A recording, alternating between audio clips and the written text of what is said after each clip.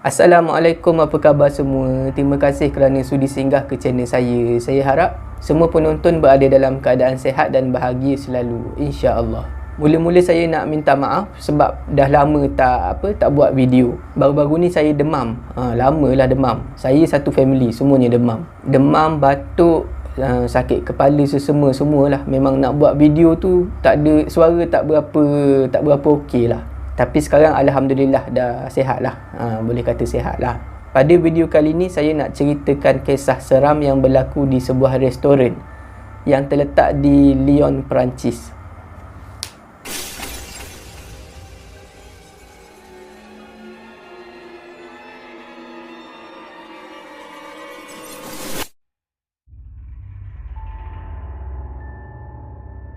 Dalam kisah ni saya akan gunakan nama samaran Frank untuk memudahkan penceritaan. Kisah ni Frank kongsikan dalam satu laman web pada tahun 2011 dan berlaku 3 tahun sebelum 2011 tu. Maknanya berlaku pada tahun 2008. Pada masa tu Frank masih lagi belajar di sebuah universiti di bandar Lyon, Perancis. Frank ni adalah seorang yang rajin mencari duit. Waktu sebelum kelas dan selepas kelas dia akan buat kerja part time untuk cari duit lebih. Pada musim sejuk 2008, Frank ni bekerja di satu restoran di bandar Lyon tu. Restoran tu adalah salah satu restoran lama dekat bandar tu. Dan bangunan restoran tu adalah 2 tingkat. Frank bekerja dekat restoran tu sebab gaji yang ditawarkan agak tinggi. Tugas Frank dekat restoran tu adalah untuk sediakan apa yang patut sebelum restoran tu buka pada waktu tengah hari. Maknanya banyak benda jugalah yang dia kena buat. Dia kena bersihkan tempat tu, kena susun apa yang patut, kerusi, meja. Lepas tu kalau ada apa-apa bahan mentah yang belum ada ataupun dah nak habis ke, dia kena ambil daripada dalam store dan bawa naik ke atas. Samalah minuman pun sama. Dia kena restock balik apa yang tak ada. Disebabkan Frank ni perlu menghadiri kelas pada jam 8 ataupun 9 pagi macam tu, Frank ni akan pergi kerja pada jam 5 pagi. Dia terpaksa datang awal. Dan biasanya masa Frank ni sampai pukul 5 pagi tu memang belum ada siapa-siapa lagi di restoran tu. Biasanya Frank bila dia dah sampai di restoran tu pada jam 5 pagi, dia akan buka pintu restoran tu, masuk ke dalam. Lepas tu kunci balik pintu daripada dalam. Lepas tu barulah Frank ni akan matikan sistem penggera. Kalau tak tu nanti berbunyi. Nanti orang ingat ada pencuri ke apa kan. Dia matikan sistem penggera dan dia hidupkan mesin pemanas yang ada dalam restoran tu. Sebab masa tu musim sejuk. Setiap tingkap yang ada dekat restoran tu memang sentiasa tertutup sebelum waktu beroperasi. Masa pukul 12 macam tu, pukul 1 barulah tingkap-tingkap tu semua dibuka. Jadi daripada situ kita boleh faham yang memang tak ada ruang untuk siapa-siapa masuk selepas Frank masuk ke dalam restoran tu. Maknanya Frank ni memang masa dia bekerja tu dia akan seorang-seorang dekat dalam restoran tu. Sepanjang Frank kerja di restoran tu, dia selalu berasa takut. Dia selalu rasa dia tak bersendirian. Ada orang lain dalam bangunan restoran tu. Sedangkan dia sendiri pun tahu memang dia seorang-seorang sepanjang masa dia kerja tu. Apa yang selalu Frank ni rasa, seolah-olah macam dia ni sentiasa diekori oleh seseorang daripada arah belakang. Dan orang tu ada rapat di belakang badan dia. Sebenarnya saya rasalah kalau kita sendiri pun berada di tempat Frank bekerja di satu bangunan 2 tingkat. Lepas tu bangunan tu ada pula bilik bawah tanah. Seorang-seorang jam 5 pagi. Memang kita akan rasa benda yang sama lah. Tapi Frank ni dia tak layankan sangat perasaan takut dia tu. Dia cuma fokus nak siapkan kerja tu secepat mungkin. Biasanya lebih kurang 2 jam macam tu, kerja-kerja dia dah settle, dah habis. Dia dah boleh keluar daripada restoran tu dan pergi ke kelas. Restoran tu adalah bangunan 2 tingkat dan ada bilik bawah tanah, bilik store di bawah tanah. Selain daripada perasaan seperti diekori, rasa macam ada orang ikut daripada belakang, Frank juga selalu dengar bunyi orang berjalan. Contohnya kalau dia sedang bersihkan di tingkat atas, tingkat 2, dia dengar macam ada orang berjalan di tingkat 1. Kadang-kadang dia dengar bunyi orang berlari, turun naik tangga. Di restoran tu cuma ada 3 orang yang ada kunci restoran. Frank, lepas tu bos restoran tu, pemilik restoran lah, dan seorang lagi adalah ketua chef. 3 orang je yang ada kunci. Jadi kadang-kadang bila dengar bunyi orang berjalan Frank ni akan turun ke bawah dan cek ada tak bos dia ataupun chef yang datang. Biasanya memang tak ada lah, tak ada siapa nak datang jam 5 pagi macam tu. Dan bila Frank ni check pintu depan, memang masih lagi terkunci. Sebab tadi lepas dia masuk, dia kunci balik kan. Maknanya memang tak pernah datang lah, bos ataupun chef tu memang tak pernah datang pada waktu awal pagi macam tu. Selain daripada tu, Frank ni pernah juga terdengar benda-benda lain. Contohnya tombol pintu. Frank selalu dengar seolah-olah ada orang pulas tombol pintu, tak tahu pintu yang mana. Dan kadang-kadang Frank dengar seperti ada orang sedang memasak dekat dapur. Tapi bila Frank pergi tengok, memang tak ada orang. Kata Frank lagi, dalam restoran tu ada beberapa lokasi yang dia rasa agak takut nak pergi. Sebab lokasi-lokasi tu terasa seperti ada orang sedang berdiri, tapi dia tak nampak. Di sudut-sudut di lokasi tu. Antaranya dekat bilik bawah tanah. Dekat situlah paling kuat perasaan tu datang. Dekat dalam bilik bawah tanah tu, di satu sudut ni, Frank selalu rasa seperti ada orang berdiri dekat situ. Tapi tak nampak. Kalau kita tengok tak nampak, cuma kita rasa je. Dan orang tu tak pernah berganjak daripada sudut tu. Dan kalau Frank ni pergi ke bilik bawah tanah tu nak ambil stok minuman ke apa kan, nak bawa naik ke atas, memang dia rasa seperti diperhatikan daripada arah sudut tadi. Frank bekerja di restoran tu selama 3 bulan. Dan selama 3 bulan tu, Frank ni boleh bertahan sebab katanya benda-benda ni tak pernah menjelmakan diri dekat depan dia. Frank katalah. Frank kata kalau benda-benda ni menjelmakan diri depan dia, memang dah lama dah dia berhenti. Lepas dah 3 bulan bekerja di restoran tu, Frank ni dapat peluang kerja di tempat lain yang lebih dekat dengan rumah sewa dia lah. Kerjanya pun lebih mudah dan gajinya pun boleh tahan lah. Jadi Frank buat keputusan untuk berhenti kerja daripada restoran tu. Pada hari terakhir kerja di restoran tu, Frank ni adalah bersembang dengan 2 orang pekerja di restoran tu. Pekerja pertama adalah Sofia. Sofia ni adalah pekerja yang agak baru lah, baru setahun lebih bekerja di restoran tu. Dan umur dia baru 18 tahun. Dan pekerja kedua yang Frank jumpa adalah pekerja senior, bernama Adelia.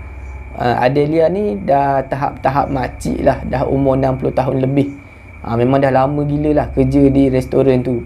Frank jumpa Sofia ni pada waktu pagi, masa nak tunggu bos nak ambil gaji tu lah. Dan jumpa Adelia ni pada waktu petang, masa Frank berjalan-jalan dekat dengan restoran tu. Frank terserempak dengan Adelia. Jadi pada hari terakhir kerja di restoran tu, Frank ni tunggulah di luar restoran. Jam 11 suku pagi, 11.30 pagi lebih kurang macam tu lah. Tunggu di luar restoran untuk jumpa dengan bos dia, untuk minta gaji terakhir dan untuk pulangkan kunci restoran. Pada jam 11.30 pagi tu, Sofia ni pun datanglah kerja. Dan pada masa tu Frank ni masih pegang lagi kunci restoran tu. Jadi Frank pun tolonglah bukakan kunci pintu restoran tu dan bagi Sofia ni masuk. Frank ni tunggu dekat luar je, tunggu bos dia datang. Lebih kurang 15 minit macam tu, tiba-tiba Frank ni nampak Sofia ni berlari daripada dalam restoran, berlari keluar. Masa tu Frank ni nampak muka Sofia ni macam orang dalam ketakutan. Dan Frank boleh nampak muka Sofia ni berpeluh, macam dalam keadaan takut. Sofia duduklah di sebelah Frank ni.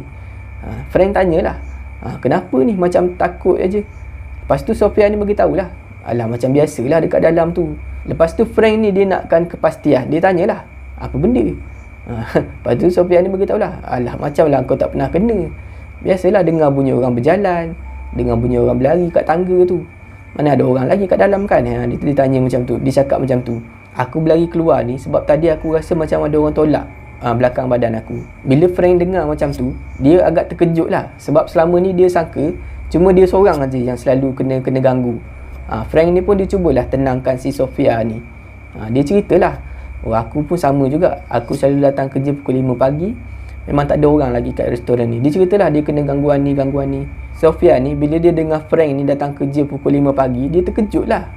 Sebenarnya tak ada seorang pun tahu Frank ni datang kerja pukul 5 pagi. Diorang ni semua termasuklah bos, ketua chef, tak tahu Frank ni pergi kerja pukul 5 pagi. Diorang ni fikir Frank ni pergi lebih kurang pukul 9-10 pagi macam tu lah agaknya. Lepas Frank cerita pengalaman dia tu, Sofia ni bercerita pula apa yang dia tahu pasal bangunan tu. Sofia kata bangunan tu memang bangunan lama, dan sebelum dijadikan restoran, bangunan tu pernah digunakan untuk dijadikan hotel dan juga bar. sebelum dijadikan restoran tu. Katanya daripada dulu lagi, daripada bangunan tu jadi hotel, jadi bar, memang pekerja-pekerja yang bekerja di bangunan tu akan kena ganggu, terutama apabila bersendirian, kerja bersendirian. Kalau setakat dengar bunyi ni, rasa disentuh tu memang biasalah. Ada juga yang pernah nampak penampakan seolah-olah ada bayang-bayang yang lalu lalang dalam bangunan tu. Dan katanya Sofia lagi, di bilik bawah tanah di bangunan tu pernah berlaku satu kematian.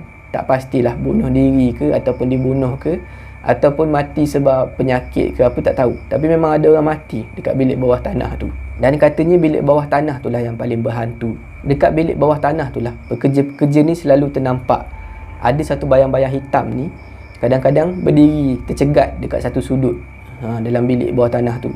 Kadang-kadang bayang-bayang tu bergerak ke hulu ke hilir dalam bilik bawah tanah tu. Dan katanya pekerja-pekerja yang pernah turun dekat bawah tu akan terdengar suara bisikan yang sangat jelas. Bila Frank dengar Sofia cerita macam tu, dia agak terkejut lah, sebab dia tak sangka bangunan tu memang ada gangguan daripada dulu lagi. Tapi Frank dia tak ambil serius sangat apa yang Sofia ni cakap, sebab dia tahu Sofia ni memang jenis yang banyak cakap dan suka bergurau. Jadi Frank fikir mungkin Sofia ni mengada-adakan cerita nak menakut-nakutkan dia je. Pada petang harinya, hari yang sama, Frank ni berjalan-jalan dekat dengan restoran tempat yang dia kerja tu, yang dia baru berhenti tu lah. Dekat situ dia terserempak dengan salah seorang pekerja senior, iaitu Adelia tadilah yang saya bagi tahu tu. Lepas terjumpa tu, dia orang bersembang lah, duduk sekejap dekat tepi jalan tu dan bersembang. Jadi Frank ni bercerita lah, pagi tadi masa dia nak pulangkan kunci nak jumpa bos tu, dia bersembang dengan Sofia. Sofia cerita macam ni. Lepas tu masa tu adalah juga Frank ni cerita pengalaman dia sendiri. Dia pergi kerja awal pukul 5 pagi, lepas tu gangguan macam ni. Jadi respon pertama Adelia ni memang dia terkejut lah. Dia sama macam Sofia tadi lah, dia tak tahu Frank ni kerja awal pukul 5 pagi macam tu. Jadi memang kena bebel jugalah. Memang Adelia ni membebel jugalah dekat Frank ni. Frank ni dah nak buat macam mana kan, dia kena pergi kelas, jadi kenalah datang awal. Cuma dia mampu senyum je lah, dia pun dah tak kerja dekat situ dah. Lepas tu Frank ni tanyalah, betul ke tak apa yang Sofia tu cakap, apa yang Sofia tu cerita dekat dia. Adelia ni pun dia confirmkan lah. Dia cakap memang betul, bangunan tu memang dah lama dibina dan memang berhantu. Lepas tu Adelia ni menambah lagi, katanya Adelia, gangguan-gangguan yang ada di restoran tu bukan setakat benda-benda tu saja. Terdengar, lepas tu rasa ada orang sentuh. Tapi sebenarnya gangguan tu pernah menjadi ganas satu masa dulu. Masa tu lah Adelia ni mula bercerita pengalaman dia. Satu masa dulu, masa tu dia muda lagi lah, dia bekerja di restoran tu daripada masa dia muda lagi. Masa tu bos pun orang lain.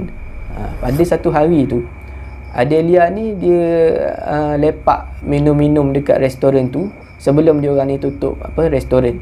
Masa tu ada 3 orang yang lepak. Bos restoran pada masa tu, Adelia dan juga seorang lagi pekerja lama.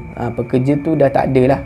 Masa Frank bekerja dekat situ, pekerja tu memang dah tak ada, dah lama berhenti. Jadi pada malam tu, lepas semua pelanggan dah balik, semua pekerja dah balik, dia orang ni kuncilah pintu daripada dalam dan lepak-lepak minum-minum di restoran tu. Maknanya pada masa tu cuma dia orang bertiga ni je yang ada dalam restoran tu pada masa tu.